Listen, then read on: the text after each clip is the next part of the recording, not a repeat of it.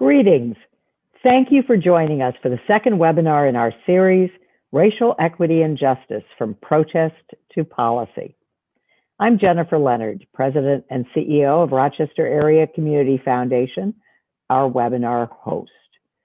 The Community Foundation is deeply committed to ensuring that Black lives matter and that we all realize the innate value and potential of every citizen. That commitment comes with an acknowledgement that deep systemic racism has historically existed in our part of upstate New York and continues today. The evidence of systemic racism can be found in persistent disparities that afflict Greater Rochester's BIPOC population, Black, Indigenous, people of color. Our affiliate, ACT Rochester, documented these disparities in the report Hard Facts, published in 2017 and updated in 2020 with data concerning race and ethnicity in our 9-county region. Disparities in justice present us all with opportunities to protest, to share our collective anger and sorrow, but then to move forward together to address the issues at their root. The Community Foundation this year created 2 new funds to increase our grant making for equity. The Racial Equity Growth Fund to increase BIPOC representation among the community's organizational leaders, support and create innovative solutions to the challenges BIPOC face due to systemic racism, and provide training opportunities on diversity, equity, and inclusion, particularly for small businesses. The new Arts Prevail Fund promotes racial equity in the arts and the use of art forms to document this historic moment in time, including the local racial equity movement. The Community Foundation invites all of our stakeholders to join us in listening, learning, and then taking sustained action that can lead to structural and policy change. To help guide our listening and learning, we have created these webinars and invited key experts from whom we may all learn. We look forward to growing smarter together in the second of 3 related webinars. Thanks again for joining us. Thank you so much, Jennifer, for that welcome. And thank you again for joining us this morning to hear Desmond Meade, President of the Florida Rights Restoration Coalition. Desmond Meade is formerly a homeless returning citizen who overcame many obstacles to eventually become the president of the Florida Rights Restoration Coalition, chair of the Floridians for a Fair Democracy, a graduate of Florida International University College of Law, a Ford Global Fellow, and a published author of Let My People Vote.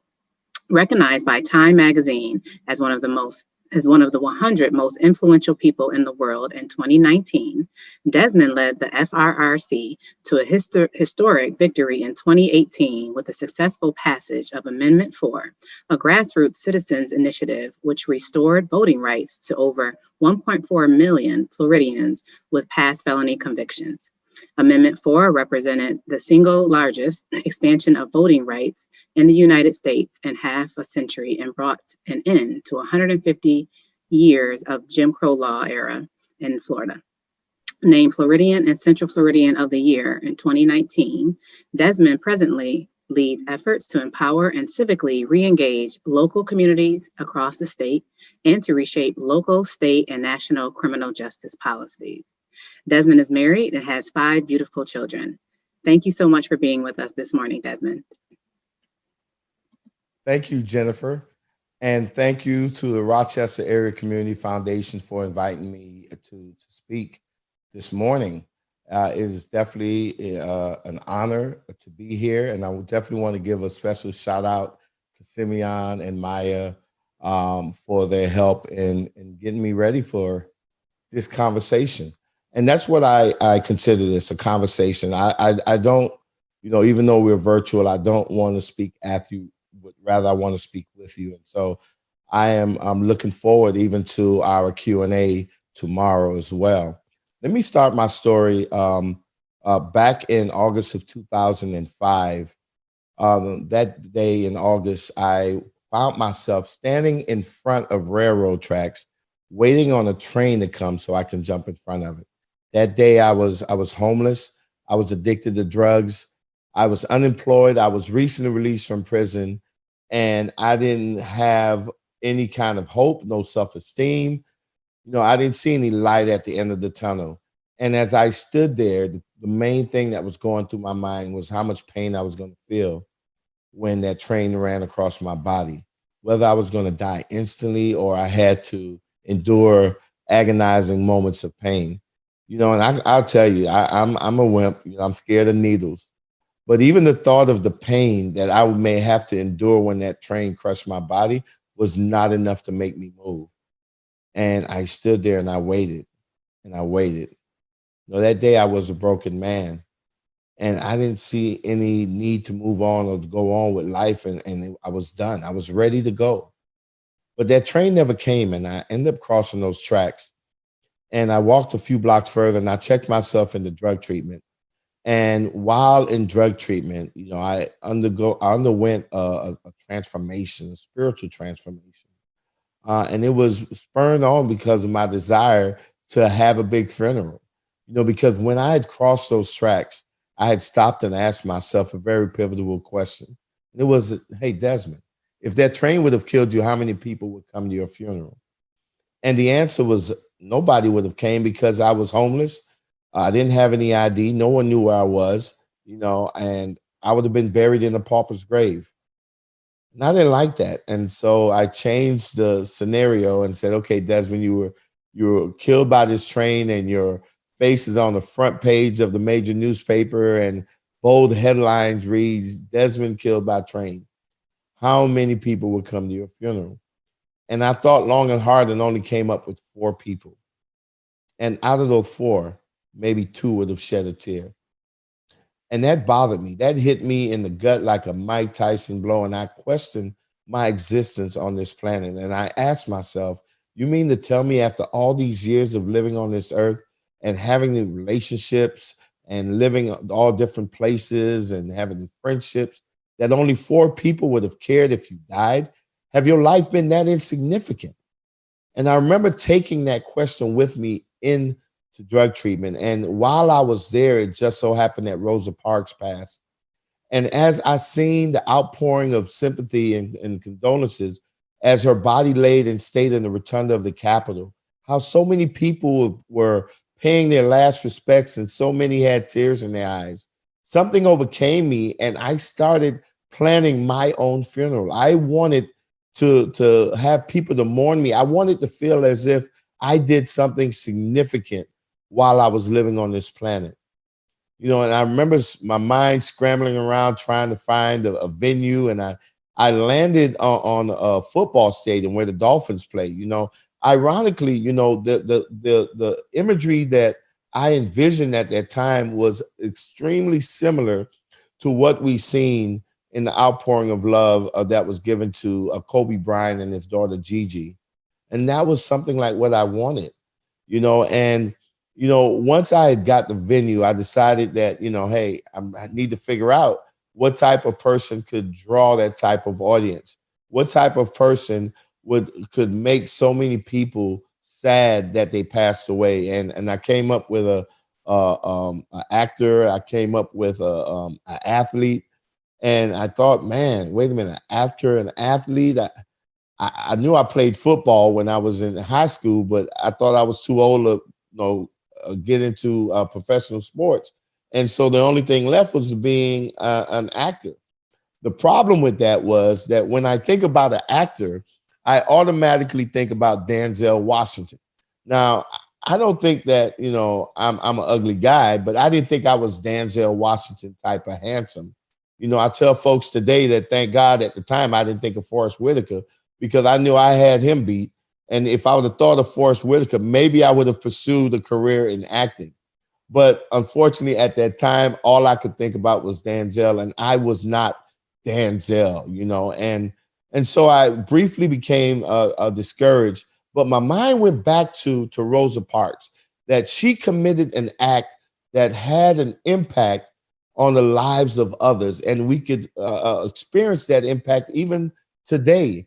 And so I immediately thought that maybe if I could take that pain and that suffering and that low self-esteem that led me to the railroad tracks and package it in such a way that I would be able to use it to help other people so they wouldn't have to go to those railroad tracks. And then maybe they can help other people and so on and so on.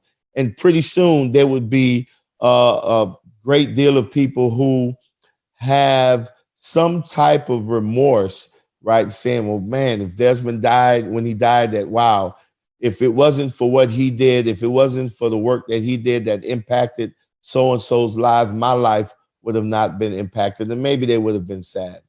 And so that's what I set out to do, because Joe Robbie Stadium, it holds a lot of people, and I knew I had a lot of work to do. Now, let me tell you, I didn't know what I was doing. I didn't consider myself an activist at that time or an advocate. I was just a formerly homeless guy. Matter of fact, I was still homeless. I was in the midst of drug treatment. You know, I was a ex-felon, which we call a returning citizen. So it wasn't like I felt I had something to offer, or I had some prominent position in activism, and I knew what I was doing. I didn't know a thing. I really didn't. But at some point while I was in treatment, I had an experience where a gentleman that sat in on a group session with me approached me after our group therapy session and told me that something that I said caused him to have a paradigm shift, caused him to have a different outlook in life, caused him to have some type of hope that he can enjoy a better life free from drug addiction. And when he told me that, something erupted inside of me that I never experienced in my life before. You know, I can tell you today that what I was experiencing at that time was a joy that I didn't even know had existed. It was a joy that I was chasing all my life and didn't even know I was chasing it, right? And what that was discovering my purpose, right? Why am I here? Why am I on this planet?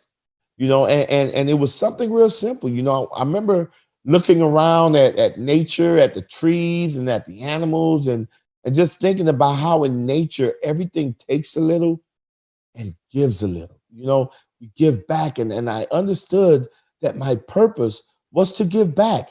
My purpose was that no matter what position I was in, no matter what titles I may or may not have, no matter what my socioeconomic status was, that I always had an opportunity to give back to others. And that experience really led me into the work of activism and advocacy. And immediately after I left drug treatment, I moved into a homeless shelter. And while I was in the homeless shelter, there was two things that I did that I thought was so pivotal. Number one was that I decided to go back to school. And then the other thing that I did was I joined an advocacy organization called Homeless, formerly Homeless Forum, that advocated on behalf of the homeless population in Miami-Dade County. Well, once I joined school and this advocacy organization, I decided to just dive headfirst into doing everything that I possibly can do to make someone's day a little bit better, to do everything that I could possibly do to create a better community. And it so happened that Homeless, Formerly Homeless Forum was part of a loose coalition of national and statewide organizations called Florida Rights Restoration Coalition, of which I am now the executive director. But at that time, it was a loosely formed coalition that focused on felon disenfranchisement. And, you know, I'm a person that, you know, because of my drug addiction, I've been in and out of jail. I've, you know, been to prison before, but I never truly understood the impact of felon disenfranchisement until I joined Florida Rights Restoration Coalition. And so once I was exposed to it, I immediately recognized that that was my calling. That was the direction that God had laid out for me, the path that he laid out for me to travel, to try to revise or to eliminate the policies that Florida had in place at the time, which was that if anyone was convicted of a felony offense in the state of Florida, they lost their civil rights for life, which included the right to vote. So I, enrolled in Miami-Dade College in the paralegal program. I ended up graduating at the top of my class. I was encouraged to pursue my education.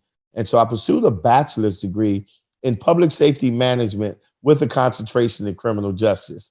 Now, I'm not going to lie to you.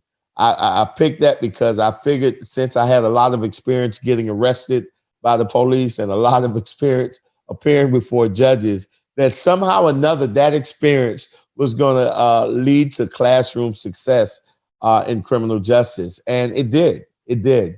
And I ended up graduating with highest honors. And before you know it, within a few months after graduating, I was actually accepted into law school. And in May of 2014, I graduated with a law degree from Florida International University College of Law. When I tell that story sometimes, people used to give me like a round of applause, and some of you probably smiling, and probably some of you are probably saying, wow, that's an amazing story. But I used to tell folks at the time that, even though that story was amazing, it did not have a happy ending, because in spite of all of the obstacles that I was able to overcome, guess what? I couldn't even practice law because my civil rights have not been restored. I could not own or rent a home in a lot of areas in Florida until my civil rights have been restored. And then the granddaddy of them all was I couldn't even vote, and no place did it hit home the hardest than in 2016 when my wife, Sheena, she ran for public office and I couldn't even vote for her, even though folks across this country and even in Puerto Rico was able to participate in elections, even though prisoners in Maine and Vermont was able to participate in elections. Because I lived in Florida, I could not vote. And so at some point in my advocacy, it was a moment, I believe, in 2011, when we had a new governor, and the first thing that governor did with his cabinet was revise the clemency policies and made it even more difficult for people like me to have an opportunity to regain our civil rights. And that moment was a very important moment because it really opened my eyes to the powers that politicians had over the lives of the citizens of this country. And I remember thinking, wow, 4 politicians can decide which American citizen get to vote and which American citizen don't get to vote. And we see some of that even today, where politicians are engaged in practices that seeks to limit our voices, that seeks to limit our access to the ballot box. And I just thought that there was just something inherently wrong with that, and that no politician, no matter what political party they belong to, should have that much power. And so in 2011, I made a conscious decision that we were going to change that we were going to take that power out of the hands of politicians and put it in the hands of the people. Now, the only way I knew how to do that was through a ballot initiative in Florida. And let me tell you, Florida is one of the worst states to actually launch a ballot initiative, one of the most difficult states to actually pass any kind of constitutional amendment, because number one, it was a requirement to collect like hundreds of thousands of petitions from almost every congressional district within the state. And then if you're lucky enough to do it, that's a very expensive feat. If you're lucky enough to accomplish that and even get it on the ballot, that you had to have at least 60% of the people who come out to vote yes for it in order for it to pass. And that was, a very seemingly insurmountable obstacle, and I could tell you that, when I started talking to people about that idea of launching a ballot initiative in Florida, all of the experts told me that I was out of my mind, and, folks didn't want to listen. Folks just totally disregarded what I was trying to say or trying to discourage me. But I believed in the power of the people. I believed that there was a pathway, even though the experts and the people who knew more than me, or seemingly knew more than me, thought that it was going to be impossible. I believed that there was a possibility in making it happen. And I continued forward. And when people told me no, it couldn't be done, I would ask them why. And when they would tell me why, then I would go back to the drawing board and try to draw more people in. Well, eventually, in October of 2014, we officially launched the amendment to restore voting rights to people with felony convictions. Now, I'm going to tell you, when you think about, what we were getting ready to do, you're talking about dealing with probably one of the most controversial topics, such as restoring voting rights to people with felony convictions. And you're thinking about doing it in a controversial state such as Florida, and during a controversial time, or during a time when the political climate was rife with hatred and fear and division, right? It would seem like it was a recipe for disaster. But I am so proud to say that in spite of all of those odds, that in November of 2018, we were actually able to not only pass Amendment 4, but to pass Amendment 4 in style. And what I mean by that is that we had over 5.1 million people who voted yes on Amendment 4. And that was 1 million more people voted for our amendment than any of the candidates that was on the ballot that ran for governor, right? The other thing that I was proud of is the fact that when we won, we didn't have any major opposition. Now, that was kind of weird because when you think about, the political climate that we were in, where, you had a lot of conservatives that were against restoring voting rights to people with felony convictions, under the belief that, man, if we do that, then all of those people who are felons are going to be voting for the Democratic Party, and we're going to lose power. You would have expected, because of that thinking, that there would have been some kind of campaign, some kind of dark money that would have been pouring into Florida to try to combat what we were trying to do. We was expecting any moment to see a Willie Horton type ad, to scare people into not voting for Amendment 4, but none of that happened. None of that happened. And in November of 2018, on election night, when we seen those votes come in, it was, my God, it was an amazing moment, because when I looked at those 5.1 million votes, right, that none of those votes was based on hate. None of those votes was based on fear. But those votes, they were based on love and forgiveness and redemption. And we actually got to show the world, right? We got to show the state of Florida and this country that love can, in fact, win the day. And so that's what I really want to get into, is about this process that we went through, right? And the thinking that was behind the success of Amendment 4, right? Because when we, it is great to want to accomplish a feat, to want to move policies, right? It's great to win something, right? But what I think is even greater is that process, right? Because we could win something but leave so many people behind. We could win something and it would seem like a victory at the moment, but then it would come back and haunt us, right? And so when we were engaging in Amendment 4, it was so important that we really embrace the spirit that ran a campaign that did not seek to divide people, but rather to bring people together. Those 5.1 million voters that I talked about, 1 million of those voters, at least 1 million of those voters, voted for our current governor, who's a Republican, right? And what that showed was that we were able to take a divisive subject and run a campaign in such a way that brought in people from all walks of life, all political persuasions, all backgrounds, whether they're white, Black, Latino, whether they was rich, poor, conservative, or progressive, or independent, or whatever, that people from all walks of life supported that effort. And it was a result of how we ran that campaign, right? It was a result of what was the driving force behind that campaign. And that driving force was love. It was love.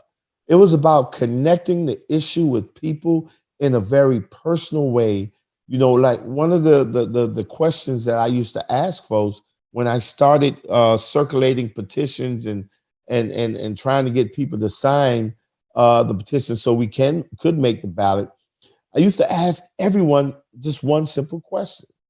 Do you know anyone that you love or care about who's ever made a mistake in life?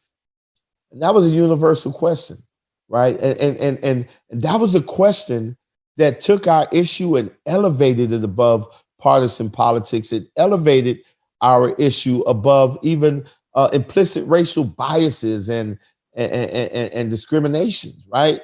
That it took it to a place where we were able to connect with so many folks along the lines of humanity, and that was very important.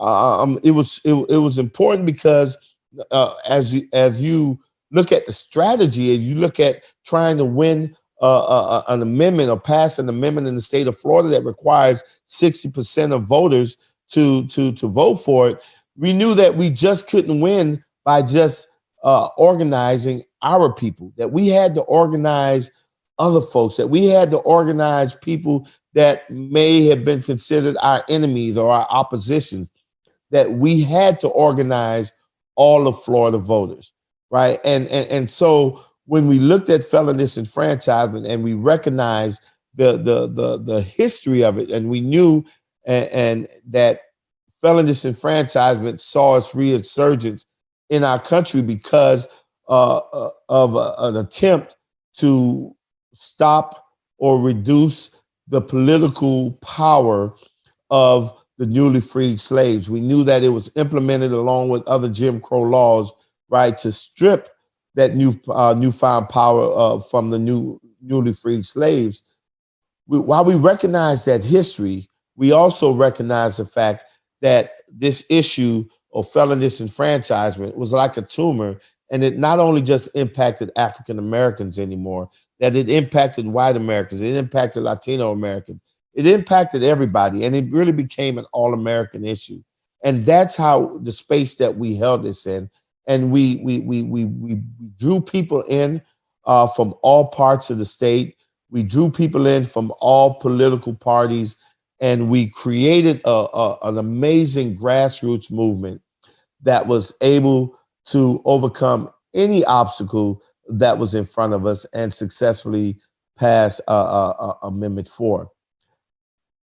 I believe, I tell folks that, we as a country are so divided, and we see it now more than ever, right? That the division and the hatred and the fear.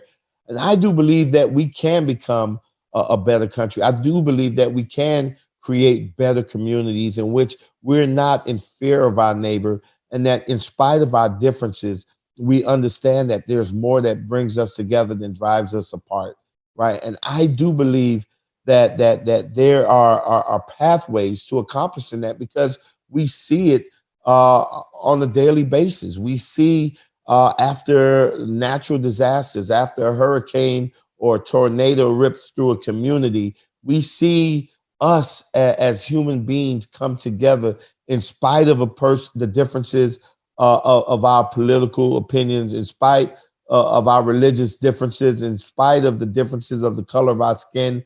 No one cares about our immigration status or our sexual identity, that we come together as human beings to the aid of another human being. We see it after accidents and these natural disasters. And if we can do it, then that means that we can always do it, that we don't have to wait for something bad to happen to our neighbor for us to show them love, right? We don't have to wait until there's a tragedy in our lives for us to experience the love of others, that we should be able to experience it on a daily basis. And that concept is a concept that I fully embrace in my advocacy work, no matter what that issue is, if whoever I'm fighting for, that I believe that we can fight for this thing together, right? What are the key things in this? I think that what was very important, I think what was vitally important and played a factor in us winning Amendment 4 was the fact that it was led by someone who was directly impacted. One of the, over the last 2 years, when you look across the country and see some like really significant victories, like victories in Louisiana with, I believe it was Amendment 2, just this recent victory this past November in California with Prop 17 that expanded voting rights to people even while they're on parole, right? The common thread with these victories, even like in North Carolina as well, was the fact that it was led by people who had previous felony convictions. It was led by people who are directly impacted. And we've always said that those who are closest to the pain are often the ones who are closest to the solution. And a lot of times we just give that lip service. But in the case of Florida and Louisiana and California and North Carolina, we actually put it into practice. And we showed that there is a level of commitment that you get that from someone who is directly impacted that you probably wouldn't get anywhere else. It was a struggle, because, you know, our systems, our societies are used to doing things certain ways. And people like me, here I am, an African American man with a criminal record. Who am I that no experience? Who am I to lead a campaign? Who am I to lead an effort, a statewide effort that would have such a significant impact, not only in the state of Florida, but in the country? And conventional wisdom would be to put the professional in charge, and 9 times out of 10, the professional is not even going to look like me and not going to even have the same color of my skin. But what we show with Amendment 4 is that people who are directly impacted, people of color, men, women, that we have what it takes to actually lead our own liberation. We have what it takes to lead the revolution and transform our cities, our state, our country. And all we need is just an opportunity to do so. And I was fortunate to be given that opportunity. I was fortunate to be able to have folks believe in my leadership and support my leadership and support the leadership of directly impacted people. And because of that, we were able to power through all of the obstacles. We was able to power through all of the pushbacks, that we had from the establishment as to why, questioning why should I be the one that lead it? Shouldn't it be someone with more experience? But because of the support and the tenacity of people who are directly impacted and the support of people who supported the leadership of directly impacted people, we were able to fight through all that.